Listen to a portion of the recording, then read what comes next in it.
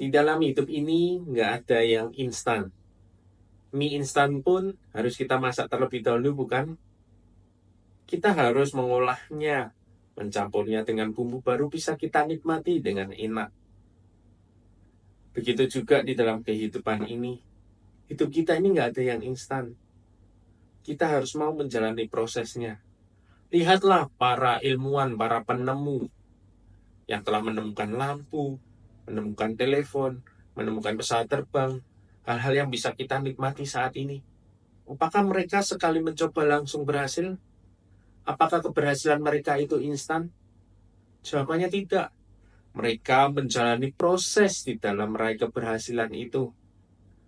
Mereka tidak pernah menyerah di dalam prosesnya, sehingga hidup mereka bisa berdampak bagi kita hingga saat ini. Oleh karena itu, ketika saat ini kita diproses oleh Tuhan, janganlah kita marah sama Tuhan. Ketahuilah bahwa Tuhan itu punya rencana yang indah di balik proses yang kita alami. Tuhan itu punya tujuan untuk memproses kita. Tuhan itu sayang loh sama kita. Oleh karena itu Tuhan itu memproses kita. Supaya apa? Supaya karakter kita yang buruk ini semakin hari semakin berkurang. Dan karakter kita ini semakin hari bisa semakin bertumbuh serupa dengan karakter Kristus. Pikiran kita juga, pikiran-pikiran yang buruk ini diproses oleh Tuhan, supaya pikiran kita ini bisa semakin hari semakin jernih, dan kita bisa menjadi berkat di dalam kehidupan kita sehari-hari.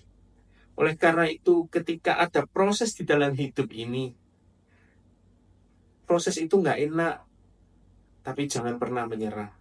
Ketika ada proses di dalam kehidupan ini, proses itu tidak mudah, tapi jangan berputus asa. Ketika ada proses di dalam kehidupan ini, jangan banyak protes.